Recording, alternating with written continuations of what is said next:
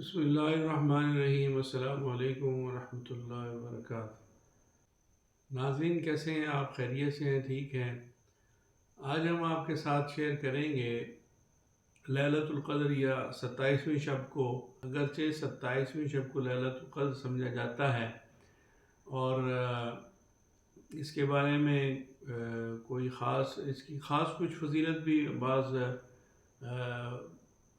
بزرگوں سے ملتی ہے، لیکن اصل میں تو لیلۃ القدر جو ہے، جو انا انزلناہ فی لیلۃ القدر وما ادراک ما لیلۃ القدر لیلۃ القدر خیر من الف شہر، وہ اس کی کوئی تعین نہیں ہے، وہ خاص کوئی تاریخ نہیں ہے۔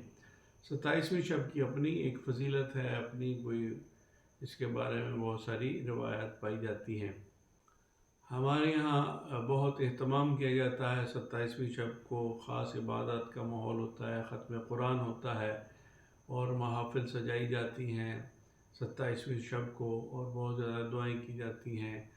اور ایک خاص 27ویں شب کے ساتھ جو نسبت ہے کہ پاکستان بھی 27ویں شب کو ہی منا تھا، اس دن 27ویں شب تھی اور 14 اگست تھا۔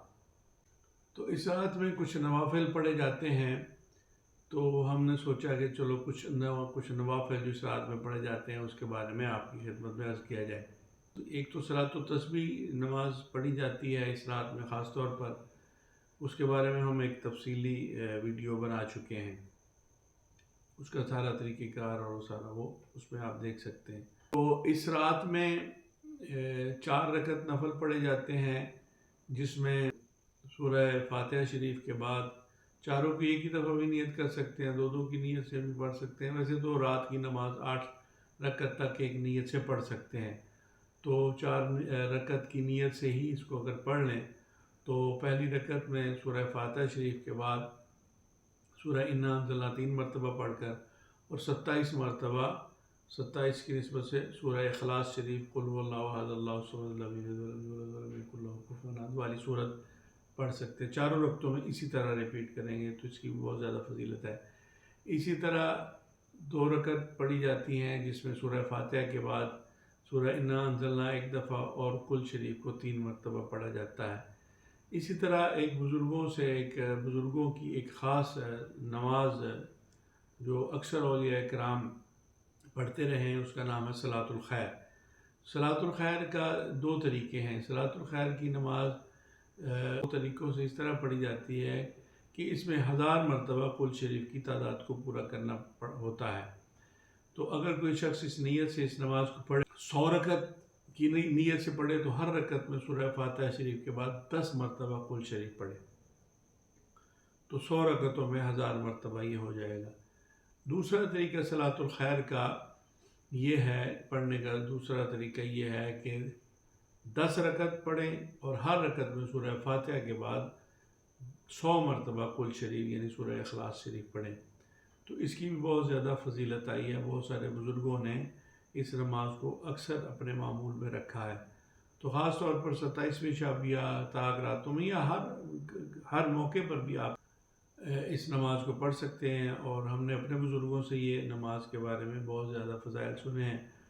اور ایک تو اس کی بہت بڑی فضیلت یہ ہے کہ اللہ کریم اس نماز کو جو اس کو خشوع و خضوع کے ساتھ، اس کے پورے آداب کے ساتھ، اس کے تقاضوں کے ساتھ اور تعداد کی خیال کے ساتھ اور پوری ہمت کے ساتھ اور تندہی کے ساتھ جو شخص اس نماز کو پڑھتا ہے، اس کے لیے اللہ کریم بہت زیادہ اجر و ثواب بھی اس کو عنایت فرماتا ہے، کیونکہ سورہ اخلاص کے اپنے بہت زیادہ فضائل ہیں، اور جب وہ نماز میں پڑھی جائے گی تو اس کے اپنے بہت زیادہ فضائل جو ہیں وہ کئی گنا بڑھ جاتے ہیں۔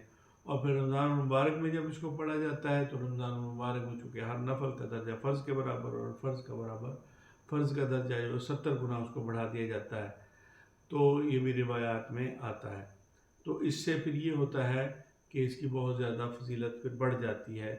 ایک صلاۃ الخیر ہے، دوسرا قل شریف ہے، پھر رمضان ہے، پھر اس کے بعد طاق راتیں ہیں یا لیلۃ القدر کی راتیں ہیں، تو 27ویں شب میں بھی اس کی خاص اہتمام بزرگوں کی طرف سے کیا جاتا ہے۔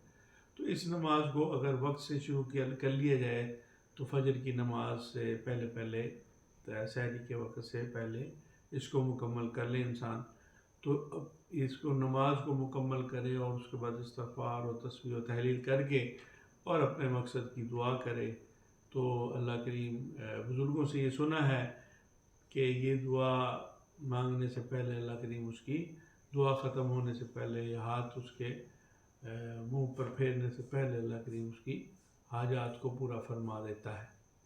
تو جو شخص شوق رکھتا ہو، ہمت رکھتا ہو، جذبہ رکھتا ہو، تو وہ اس نماز کو ضرور پڑھے، اس کے بہت زیادہ اجر و ثواب اور فضائل اور اعمال ہیں۔